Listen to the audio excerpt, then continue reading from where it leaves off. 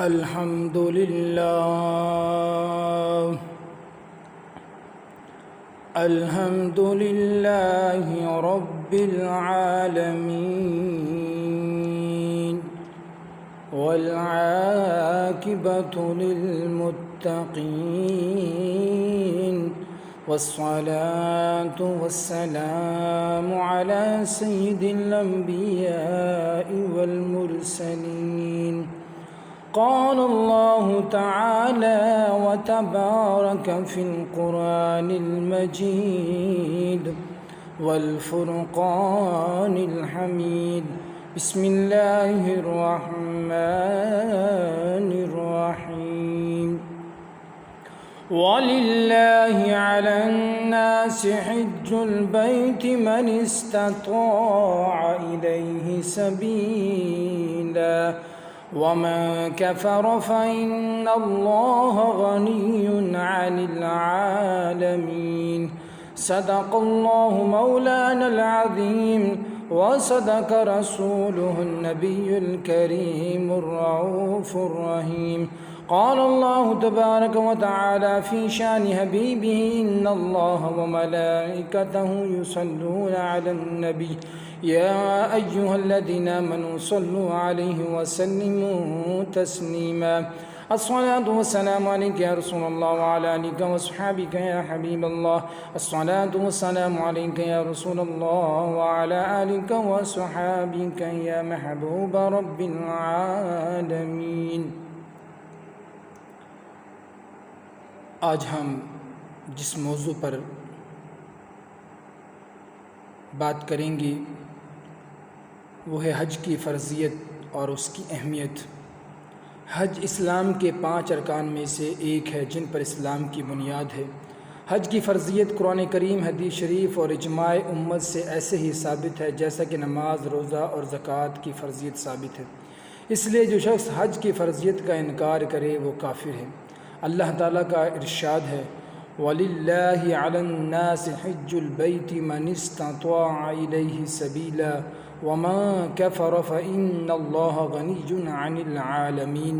اور اللہ کے واسطے لوگوں کے ذمہ اس مکان کا حج کرنا ہے، یعنی اس شخص کے جو کہ طاقت رکھے وہاں تک کی سبیل کی، اور جو شخص منکر ہو تو اللہ تعالیٰ تمام جہاں والوں سے غنی ہے.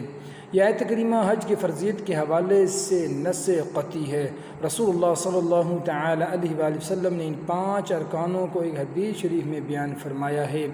اسلام کی بنیاد 5 چیزوں پر ہے: اس بات کو گواہی دینا کہ اللہ کے سوا کوئی معبود نہیں اور محمد صلی اللہ تعالی علیہ وآلہ وسلم اللہ کے رسول ہیں، نماز قائم کرنا، زکوٰۃ دینا، حج کرنا اور رمضان کے روزے رکھنا. انسانی طبیعت یہ تقاضا کرتی ہے کہ انسان اپنے وطن، اہل و عیال، دوست، رشتہ دار، مال دولت سے انسانیت محبت رکھے اور ان کے قریب رہے. جب آدمی حج کے لیے جاتا ہے تو اسے اپنے وطن اور بیوی و بچے اور رشتہ دار و اقارب کو چھوڑ کر اور مال و دولت خرچ کر کے جانا پڑتا ہے. یہ سب اس لیے کرنا پڑتا ہے کہ حج کی ادائیگی شریعت کا حکم ہے.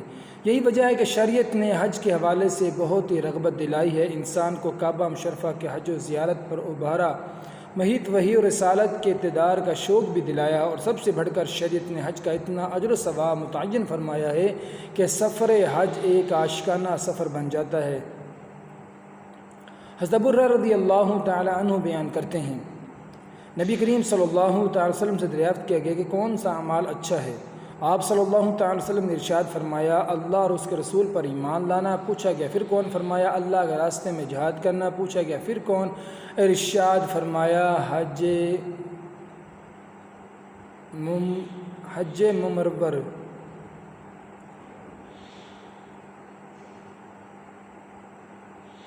حج کیا ہے؟ وہ حج جس کے دوران کوئی گناہ کا ارتکاب نہیں ہوا ہو، وہ حج جو اللہ کے یہاں مقبول ہو، وہ حج جس میں کوئی ریا اور شہرت مقصود نہ ہو اور جس میں کوئی فسق و فجور نہ ہو، وہ حج جس سے لوٹنے کے بعد گناہ کی تکرر نہ ہو اور نیکی کا رجحان بڑھ جائے، وہ حج جس کے بعد آدمی دنیا سے بے رغبت ہو جائے اور آخرت کے سلسلے میں دلچسپی دکھائے. ابو ہریرہ رضی اللہ تعالیٰ بیان کرتے ہیں کہ رسول اللہ صلی اللہ تعالی علیہ وآلہ وسلم نے ارشاد فرمایا ایک عمرہ دوسرے عمرے تک ان گناہوں کا کفارہ ہے جو ان دونوں کے درمیان ہوئے ہوں، اور حج مبرور کا بدلہ صرف جنت ہے۔ ابن سماشہ فرماتے ہیں کہ ہم حضرت عمر بن عاص رضی اللہ تعالیٰ عنہ خدمت میں حاضر ہوئے جبکہ وہ قریب المرگ تھے۔ وہ کافی دیر تک روئے، پھر انہوں نے اپنا چہرہ دیوار کی طرف کر لیا۔ اس پر ان کے سجادے نے چند سوالات کیے، پھر انہوں نے اپنے اسلام قبول کرنے کی کہانی سناتے ہوئے فرمایا، جب اللہ نے میرے قلب کو نور ایمان سے منور کرنا چاہا تو میں رسول اللہ صلی اللہ علیہ وسلم کی خدمت میں حاضر اور عرض کیا، آپ صلی اللہ علیہ وسلم اپنا داہنا دست مبارک پھیلائیں تاکہ میں بیعت کروں۔ آپ صلی اللہ علیہ وسلم نے پھیلایا، پھر میں نے اپنا ہاتھ کھینچ لیا۔ آپ صلی اللہ علیہ وسلم نے فرمایا، اے عمر تجھے کیا ہوا؟ میں نے کہا میری ایک شرط ہے۔ آپ صلی اللہ علیہ وسلم نے فرمایا، تمہاری کیا شرط ہے؟ میں نے کہا میری مغفرت کر دی جائے۔ آپ صلی اللہ علیہ وسلم نے فرمایا، کیا تمہیں نہیں معلوم کہ اسلام قبول کرنا پہلے کے تمام گناہوں کو مٹا دیتا ہے؟ ہجرت گزشتہ گناہوں کو مٹا دیتی ہے اور حج پہلے کیے ہوئے گناہوں کو مٹا دیتا ہے۔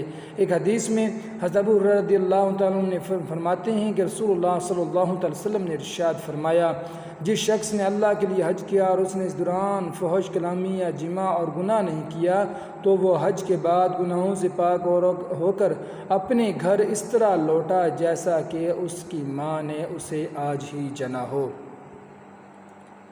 رفث کا معنی جماع، ہم مستری اور جو کچھ بھی شوہر و بیوی کے درمیان حالت جماع میں ہوتا ہے جسے بوس و کنار وغیرہ ہے۔ ابو عبیدہ نے فرمایا، رفث کا مطلب ہے فحش کلامی ہے، پھر کنایا جماع اور متعلقہ جماع کے معنی میں استعمال ہونے لگا۔ حالت حرام میں جماع کرنا فقہاء کرام کے نزدیک بالاتفاق حرام ہے۔ اللہ تعالیٰ کا ارشاد ہے، جو شخص ان میں حج مقرر کرے تو پھر نہ کوئی فحش بات ہے اور نہ کوئی بے حکمی ہے اور نہ کسی قسم کا نزاع زیبہ ہے۔ مسئلہ اگر کسی نے حالت حرام میں عمدہ جان بوجھ کر جماع کیا ہو تو اس کا حج فاسد ہو جائے گا اور قضاء کفارہ لازم ہوگا۔ اگر کسی نے حالت نسیان بھول میں جماع کیا ہو تو خفیہ مالکہ اور حنابلہ کے نزدیک اس صورت میں بھی حج فاسد ہو جائے گا اور قضاء کفارہ لازم ہوگا، لیکن شافعیہ کے نزدیک حج فاسد نہیں ہوگا بلکہ صرف کفارہ لازم ہوگا۔ فسق سے مراد معاصی گناہ ہے۔ کا یومی ولدتہ امہ کی شرح کرتے ہوئے علامہ ابن حجر عسقلانی رحمۃ اللہ علیہ فرماتے ہیں، کسی گناہ کے بغیر اس کا ظاہری مطلب صغائر کبائر چھوٹے اور بڑے سارے گناہوں کا معاف کیا جانا ہے۔ حضرت ابو ہریرہ رضی اللہ تعالیٰ عنہ سے روایت ہے، نبی کریم صلی اللہ تعالی وسلم نے فرمایا، بڑی عمر والے کمزور شخص اور عورت کا جہاد حج اور عمرہ ہے۔ ام المؤمنین عائشہ صدیقہ رضی اللہ تعالیٰ عنہ فرماتی ہیں، میں نے کہا، اے اللہ کے رسول صلی اللہ علیہ وسلم، کیا ہم آپ صلی اللہ علیہ وسلم کے ساتھ جہاد اور غزوہ میں شریک نہ ہوں؟ تو آپ صلی اللہ علیہ وسلم نے فرمایا، لیکن سب سے بہتر اور اچھا جہاد حج مبرور ہے۔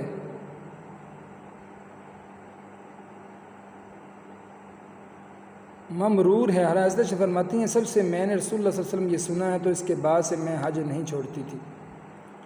ام المؤمنین عائشہ صدیقہ رضی اللہ تعالیٰ نقل کرتی ہیں کہ انہوں نے کہا، اے اللہ کے رسول، ہم جہاد کو افضل العمل سمجھتے ہیں، کیا ہم جہاد نہ کریں؟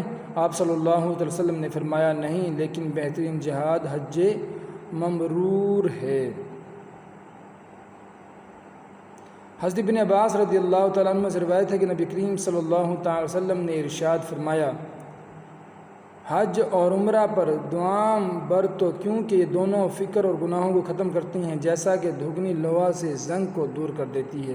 ایک دوسرے حدیث میں جس میں رسول اللہ صلی اللہ علیہ وسلم نے ارشاد فرمایا، حج اور عمرہ ایک ساتھ کیا کرو کیونکہ یہ دونوں فکر اور گناہوں کو مٹا دیتے ہیں۔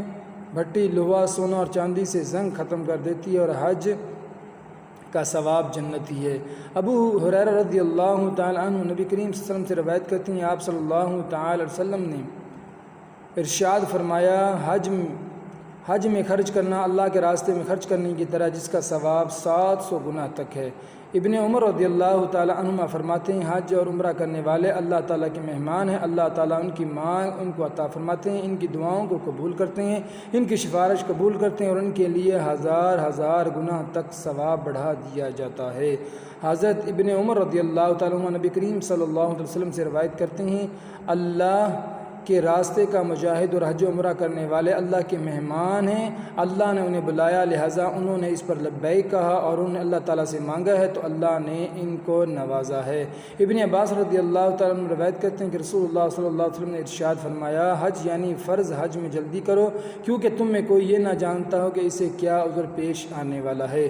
حضرت علی رضی اللہ تعالیٰ نے کہا کہ اللہ کے رسول صلی اللہ تعالیٰ علیہ وسلم نے ارشاد فرمایا، جو شخص اتنے توشہ اور سواری کا مالک ہو جائے جو اسے بیت اللہ تک پہنچا دے، اس کے باوجود وہ حج نہ کرے تو اس کے لیے کوئی ذمہ داری نہیں ہے کہ وہ یہودی ہونے کی حالت میں مرے یا نصرانی، اور یہ اس وجہ کہ اللہ تعالیٰ اپنی کتاب میں فرماتا ہے اور اللہ کا حق ہے لوگوں پر حج کرنا، اس گھر کا جو شخص قدرت رکھتا ہو اس کی طرف راہ چلنے کی۔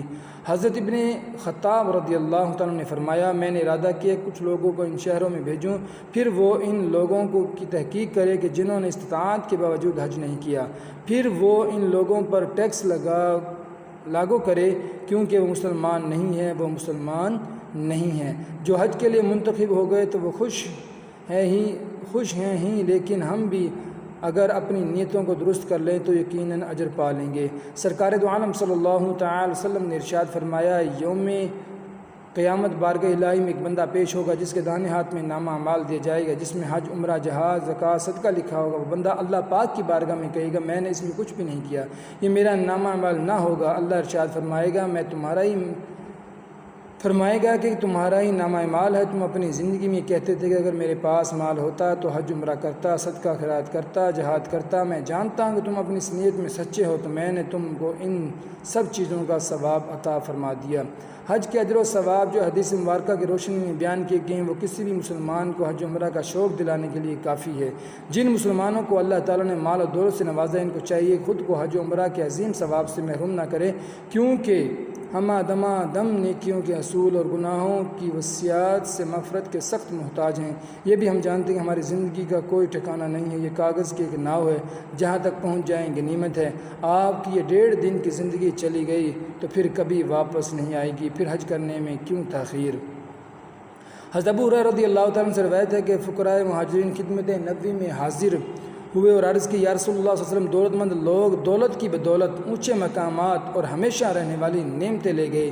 نماز پڑھتے ہیں جیسے ہم نماز پڑھتے ہیں، وہ روزہ رکھتے ہیں جیسے ہم روزہ رکھتے ہیں، لیکن ان کے پاس زیادہ مال ہے جس سے وہ حج کرتے ہیں، عمرہ کرتے ہیں، جہاد کرتے ہیں اور صدقہ کرتے ہیں جو ہم نہیں کر پاتے۔ آپ صلی اللہ علیہ وسلم نے ارشاد فرمایا، کیا میں تمہیں ایک ایسا کام نہ بتلا دوں کہ اگر تم لوگوں نے اس پر عمل کر لیا تو اپنے سے آگے بڑھنے والوں کو پالو گے اور اپنے بعد والوں سے آگے بڑھ جاؤ گے، مگر وہ شخص جو ویسا عمل کرے وہ یہ عمل ہے۔